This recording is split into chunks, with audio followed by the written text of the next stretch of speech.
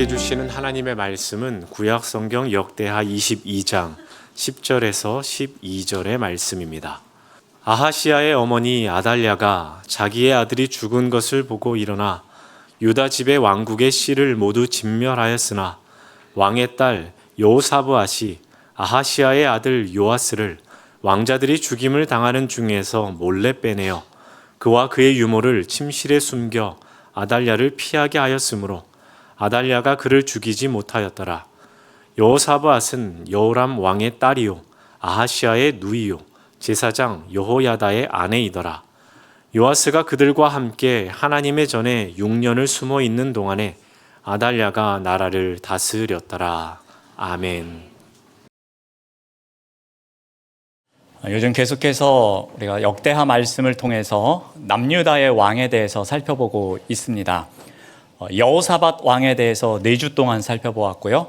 그리고 지난주에는 여호람 왕에 대해서 살펴보았습니다.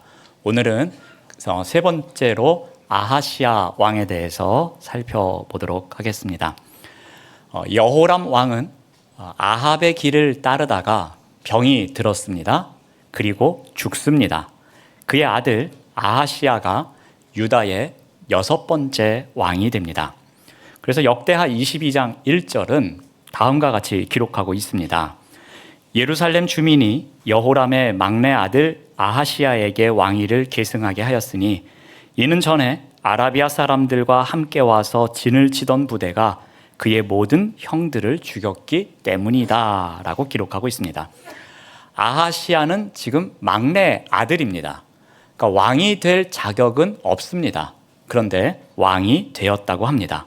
그 이유를 아라비아 사람들이 공격해 왔을 때 함께 온 부대가 있었는데 그들에 의해서 이 아하시아의 형들이 모두 다 죽었습니다. 그래서 아들이 한 명밖에 남지 않아서 바로 그 남은 한 명의 아들이 왕이 되었던 것입니다.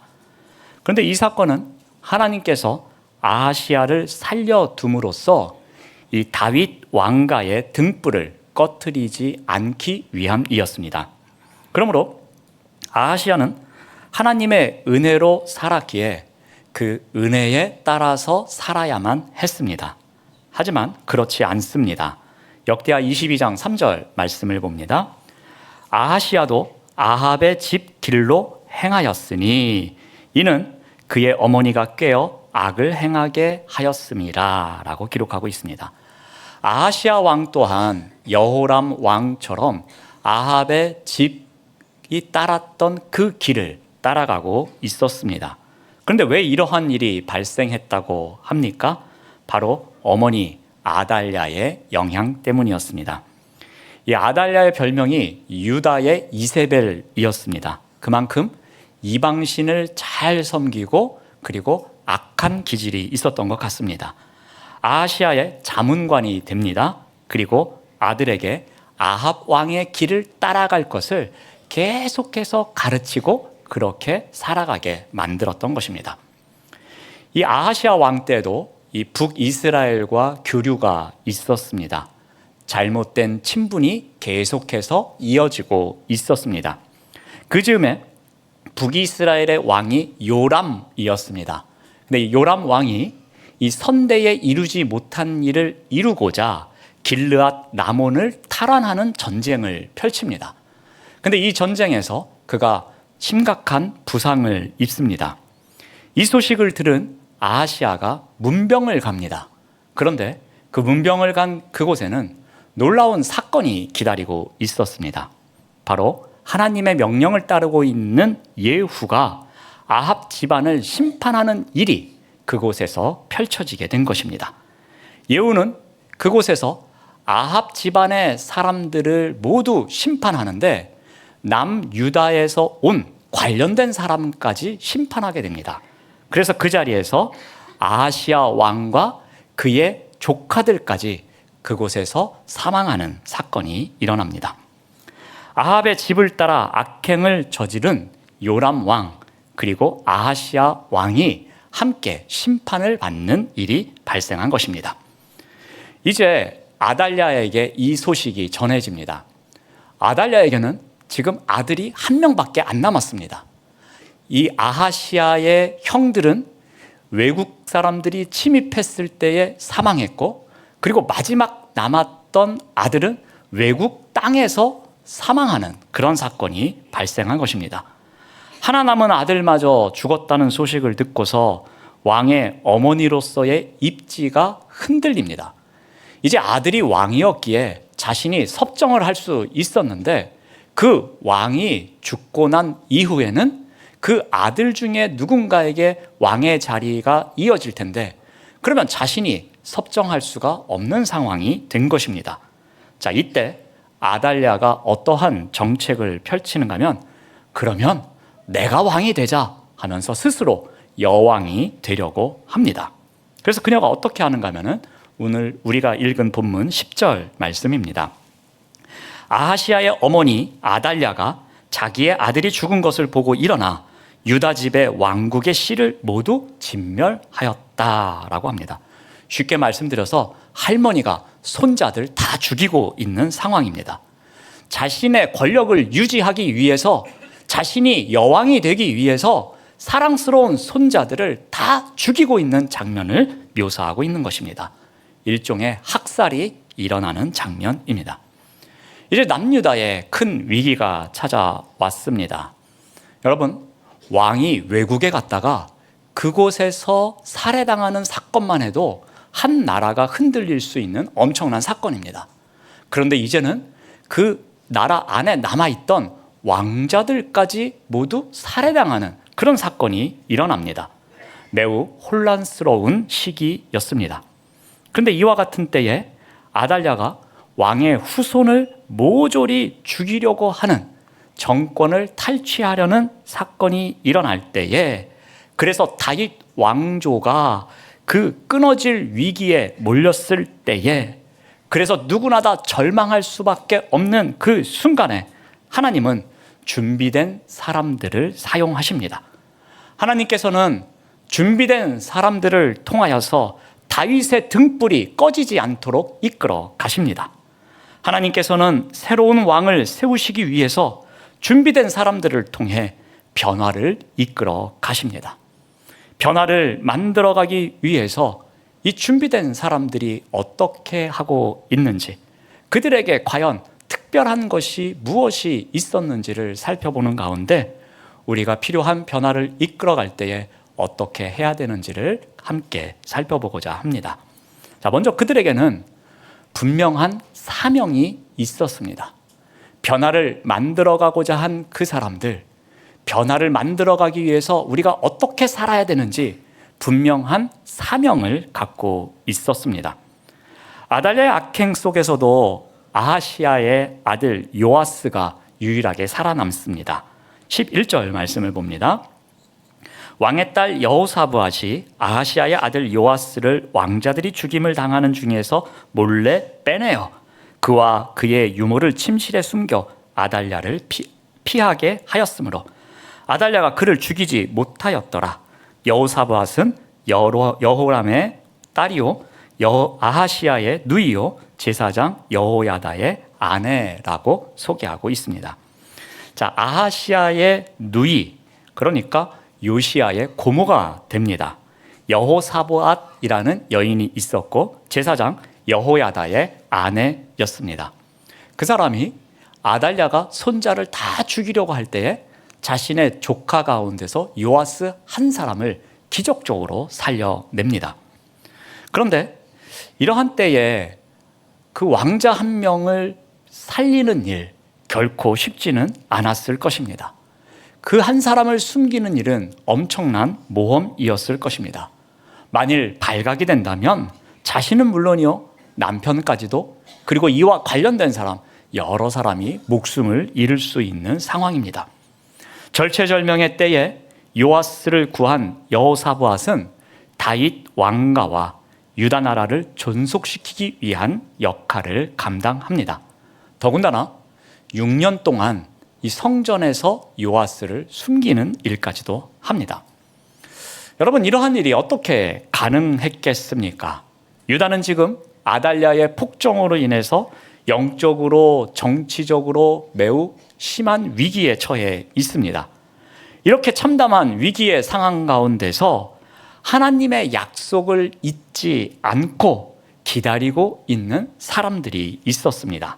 바로 제사장 여호야다와 그의 아내 여호사밧이었습니다.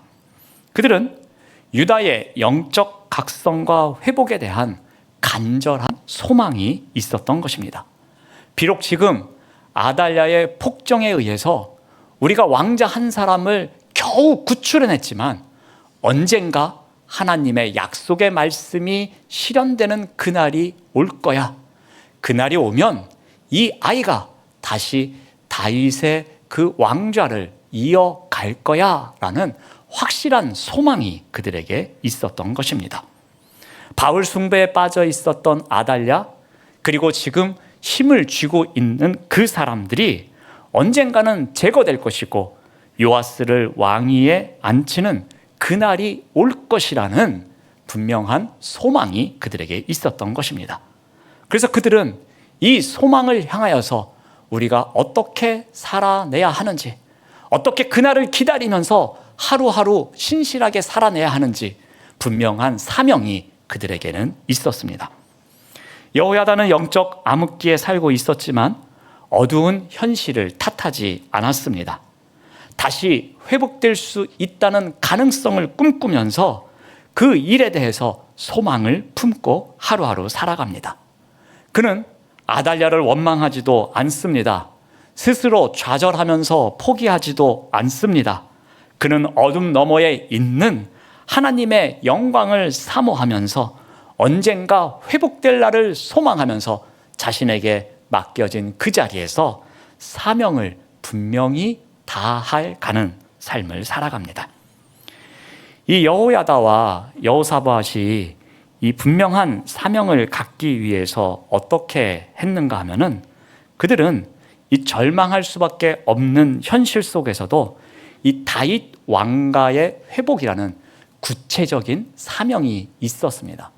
그러니까 분명한 사명을 갖기 위해서 너무 이상적이거나 추상적인 사명이 아닌 우리가 도달하고자 하는, 우리가 무엇을 해야 하는지 그런 구체적인 사명이 그들에게 있었던 것입니다. 또한 그들은 6년이라는 기다림의 시간이 있었습니다. 근데 그 시간 동안에 제사장이 무슨 일을 했겠습니까? 늘 성전에서 그 사명을 바라보면서 그 사명을 붙잡으면서 그 사명을 놓고서 하나님께 기도하는 시간을 가졌을 것입니다.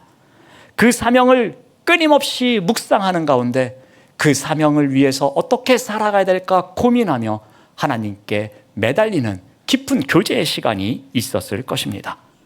사명은 바로 이와 같은 묵상이 필요합니다. 사명에 대한 열정을 갖고 그 사명을 향하여서 나아가고자 하는 열망으로 기도하는 자리에 있어야 한다는 것입니다. 한두 번 그렇게 하고 끝나는 것이 아니라 계속해서 그 사명을 묵상하는 자리가 있어야 하는 것입니다. 또한 그들은 사명을 함께 나눌 사람들이 있었습니다.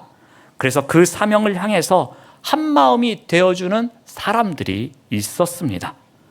그렇게 한 마음으로 구체적인 사명을 향하여서 함께 기도하면서 이 일을 준비할 사람들이 여호야다와 그의 아내 주변에는 여러 사람이 있었던 것입니다. 여러분, 변화는 거저 얻어지는 것이 아닙니다. 변화를 추구하려는 분명한 사명이 있을 때에 가능한 일입니다. 그 사명을 붙잡고 구체적으로 기도하는 가운데에 함께하는 사람들과 그 일을 위하여 나아갈 때에 진정한 변화가 일어날 수 있는 것입니다. 두 번째로 여호야다와 여호사밧에게는 사심 없는 헌신이 있었습니다. 자, 요아스가 6년 동안 성전에 숨어 있었습니다. 근데 이 6년의 시간을 보내는 다른 관점의 부류가 있었습니다. 오늘 보면 12절 말씀을 봅니다. 자, 요아스가 그들과 함께 하나님의 전에 6년을 숨어 있는 동안에 아달랴가 나라를 다스렸더라. 6년이라는 시간을 기록하면서 요아스와 아달랴를 언급하고 있습니다. 두 사람은 6년을 지내면서 관점이 달랐음을 우리가 알 수 있습니다. 여러분, 아달랴의 관점은 어떠했겠습니까? 아달랴는 왕이 될 자격이 없는 여인이었습니다. 그런데 왕이 되었습니다. 유다 왕가의 씨를 진멸하면서까지 자신이 왕이 되고자 했던 여인입니다. 할머니가 손자를 죽이면서까지 왕권을 빼앗았던 사람이 아달랴입니다. 이러한 아달랴가 6년 동안 왕의 노릇을 하면서 어떻게 지냈겠습니까? 자신이 누릴 수 있는 권력은 다 누렸을 것입니다. 자신의 야심을 채우는 시간이 6년이었을 것입니다. 백성들 위해 군림하는 시간이 6년이었을 것입니다. 그리고 무엇보다도 이 6년이라는 시간은 하나님이 없는 시간이었을 겁니다. 아달랴는 누군가를 희생시켜서 자신의 욕심을 채우고 있었습니다. 그는 자신의 사심을 채우기 위해서 왕의 자리에 오른 여인이었습니다. 오직 사심을 채우기 위한 삶의 연속이 6년이라는 시간 속에 존재하고 있었습니다. 자, 그런데 요아스와 그리고 그와 함께하는 사람들은 어떠했겠습니까? 그들에게 6년이라는 시간은 긴장에 긴장을 더하는 시간이었을 것입니다. 요아스의 정체가 드러나지 않도록 말도 조심해야 했을 것입니다. 요아스가 이곳에 있다는 것이 알려지지 않게 하기 위해서 행동도 조심해야만 했을 것입니다. 모든 면에서 자유롭지 못했을 것입니다. 6년이라는 시간은 어두운 시간을 보내는 기나긴 터널과도 같은 시간이었을 것입니다. 남유다의 소망이 점점 희미해져 가고 있는, 그래서 절망과 좌절을 느낄 수밖에 없는 시간이 그들에게 닥친 6년이라는 시간이었습니다. 우리도 코로나라는 3년의 시간을 지내봤습니다. 그때 어떠했습니까? 얼마나 답답했습니까? 어딜 가도 불안했습니다. 교회에서 예배와 모임도 마음껏 할 수 없었습니다. 심지어 명절에도 친척들이 모일 때 몇 명 이상 모이지 말라고 통제하는 일도 있었습니다. 이것도 안 된다, 저것도 안 된다, 제약도 많은 세상이었습니다. 카페에 가도 4명 이상 모여 앉아 있을 수가 없는 세상이었습니다. 얼마나 답답했습니까? 견디기 힘든 세상이었습니다. 그런데 그보다 통제가 더 심한 곳에서 3년이 아닌 6년을 보냈다고 생각해 보십시오. 그 시간이 얼마나 답답하고 계속해서 긴장의 끈을 놓을 수 없는 시간이었겠습니까? 아달랴의 폭정을 견뎌내는 일, 수월한 일이 아니었을 것입니다. 여호와의 성전에서 숨죽이면서 혹이라도 발견이 되면 어떻게 하나, 하루하루가 긴장의 연속이었을 것입니다. 아마도 바깥 구경도 제대로 해보지 못했을 것입니다. 햇볕 아래에서 자유롭게 뛰어놀지도 못했을 것입니다. 그냥 몇 평 남짓한 성소 안에서 6년 동안 꿋꿋하게 살아내는 시간이었을 것입니다. 하지만 여호사밧은 이 시간을 어떻게 보냅니까? 자신의 영광을 위해서 이 시간을 보냅니까? 그래, 조금만 참자. 내 조카 요아스가 왕이 되는 날에는 내가 모든 부귀와 영광을 얻을 수 있어. 아달랴, 기다려라. 내가 너보다 더 심한 악한 여인이 되겠다. 그런 생각을 했겠습니까? 요아스가 왕이 되면은 내가 엄청난 호강을 누릴 것이다라는 그러한 기대를 갖고 살았겠습니까? 여호사밧은 전혀 그러한 사심이 없었습니다. 요아스를 숨기는 일이 힘든 일이었지만, 그를 구하고 6년 동안 함께 지내는 것이 목숨을 거는 일이었지만, 이 모든 것은 자신의 영광을 위한 것이 아니었습니다. 다윗 가문에 등불이 꺼지지 않도록 하나님께서 이끄시는 그 과정에 한 사람으로 신실하게 살아냈던 것입니다. 사심 없이 그 자리에서 헌신하는 삶을 살아낸 것이었습니다. 여호사밧은 아달랴의 폭정에 맞서서 맡겨진 사명을 다하고 있었습니다. 변화를 위해서 사심 없이 자신의 목숨을 내어놓을 정도로 헌신하는 자리에서 6년의 시간을 보냈던 것입니다. 여러분, 변화는 거저 얻어지는 것이 아닙니다. 사심 없는 헌신이 있어야 가능한 일입니다. 내가 이 헌신 이후에는 이런저런 영광을 얻을 거야. 내가 이것을 통해서 엄청난 부귀와 영화를 누릴 거야. 자, 이 헌신의 시간을 통하면 나에게는 엄청난 영광이 있을 거야. 이러한 사심 없이 순수한 헌신, 하나님의 영광을 위한 헌신이 있을 때에 진정한 변화가 따라오는 법입니다. 마지막으로 여호야다와 여호사밧에게는 성실한 준비가 있었습니다. 자, 제사장 여호야다는 이제 7년째 되자 다윗의 후손을 왕으로 세우기 위한 반란을 계획합니다. 자, 6년 전에는 아내가 용기를 내서 조카 요아스를 살려냈습니다.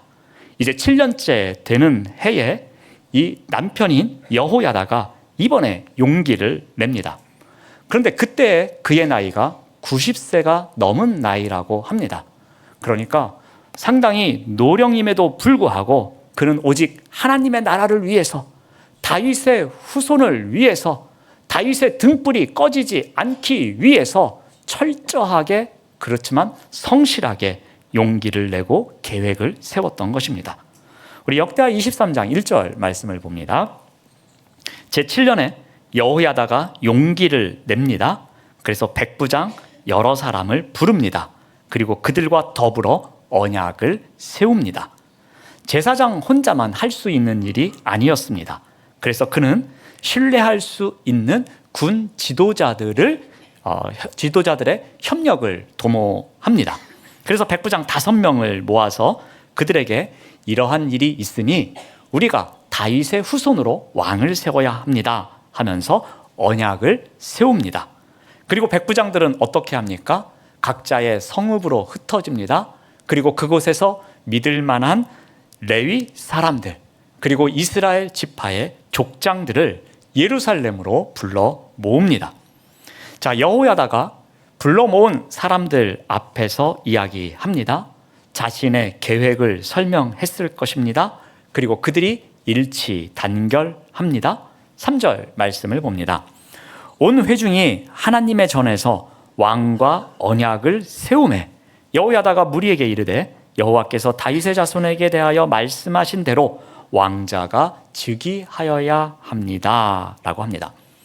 여기에 매우 특징적인 장면이 나옵니다.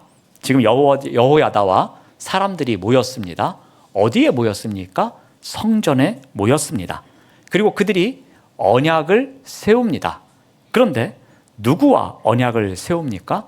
왕과 언약을 세웠다라고 성경에서는 기록하고 있습니다. 그런데 요아스는 지금 공식적으로 왕이 아닙니다.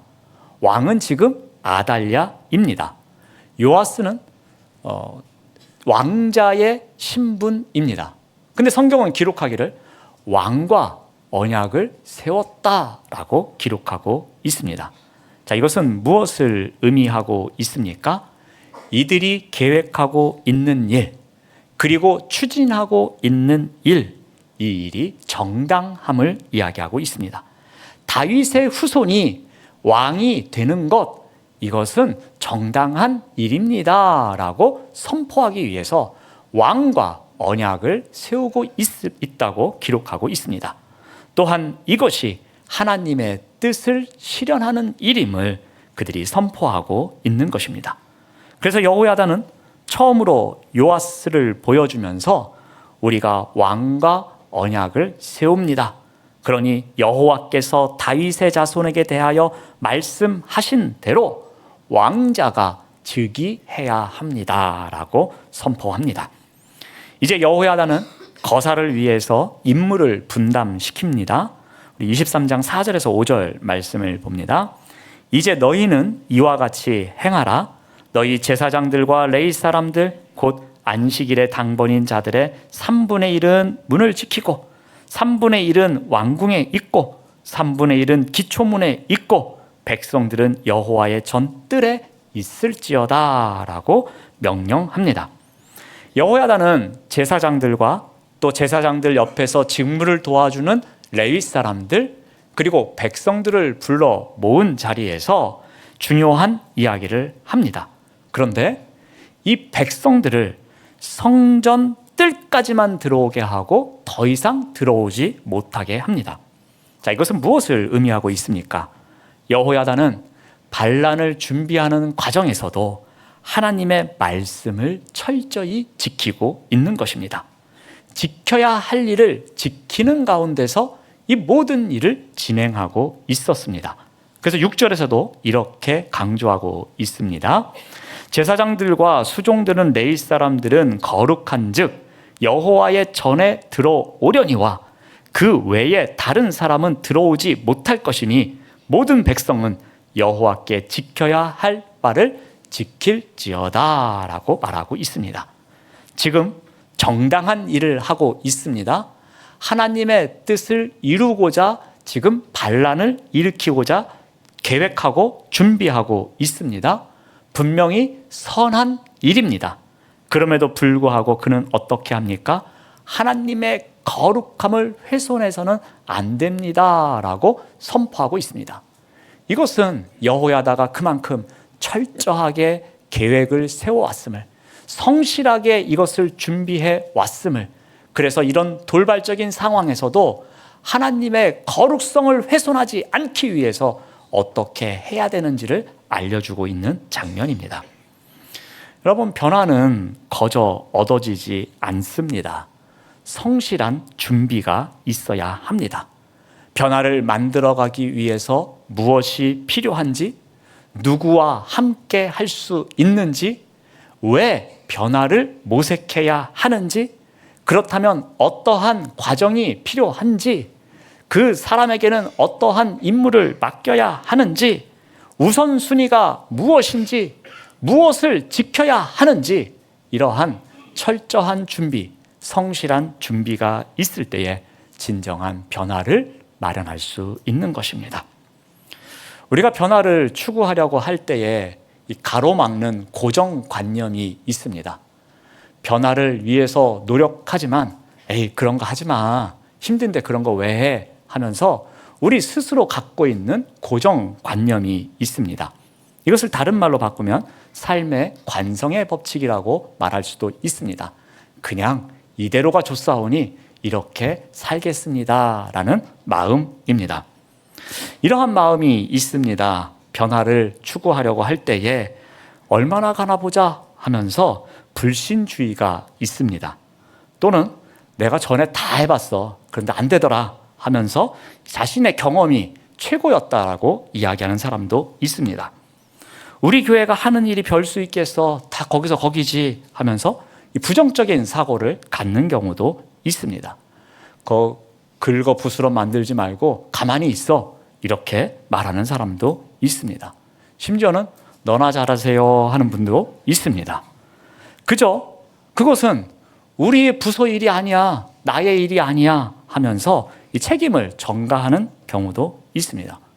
때로는 규정집을 내놓으면서 규정 어디에 있습니까 하면서 규정을 탓하는 경우도 있습니다. 때로는 대충 해, 뭘 그런 걸 열심히 해 하면서 적당하게 하라고 말하는 사람도 있습니다. 이와 같은 생각으로 우리가 가득 차 있으면 어떠한 변화도 추구할 수 없습니다. 그러므로 우리에게 무엇이 필요하겠습니까?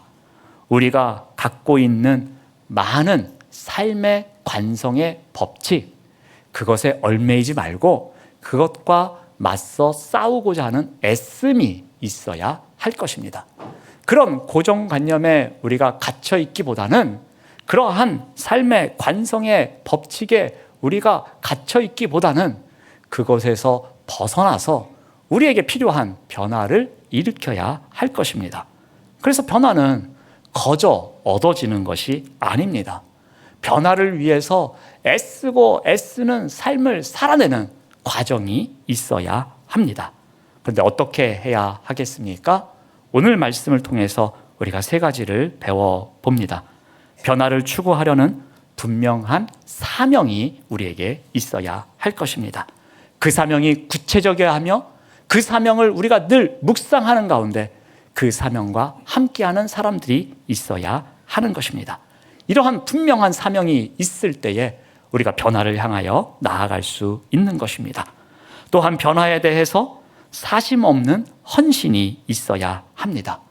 오직 하나님께 영광을 올려드리기 위해서, 오직 하나님의 나라를 위해서, 이 변화를 통해서 내가 엄청난 부귀와 영화를 누리겠다는 마음이 아닌 그런 사심이 없는 순수한 헌신이 있어야 할 것입니다. 마지막으로 변화를 위해서 성실한 준비가 있어야 합니다. 무엇이 필요한지, 누구와 함께 할 것인지, 왜 이것을 해야 하는지, 무엇이 우선인지, 무엇을 조심해야 하는지 성실하게 준비하는 과정이 있어야 할 것입니다. 이와 같은 과정을 통해서 하나님께서 우리를 통해서 이루시고자 하는 그 변화의 자리에서 신실하게 살아가시는 우리 모두가 되시기를 바랍니다. 네, 기도하겠습니다. 하나님 감사합니다. 변화는 거저 얻어지지 않습니다. 변화를 추구하려는 분명한 사명과 사심 없는 헌신, 그리고 성실한 준비를 통해 우리에게 필요한 변화를 만들어 가도록 인도하여 주시옵소서. 예수님의 이름으로 기도드립니다. 아멘.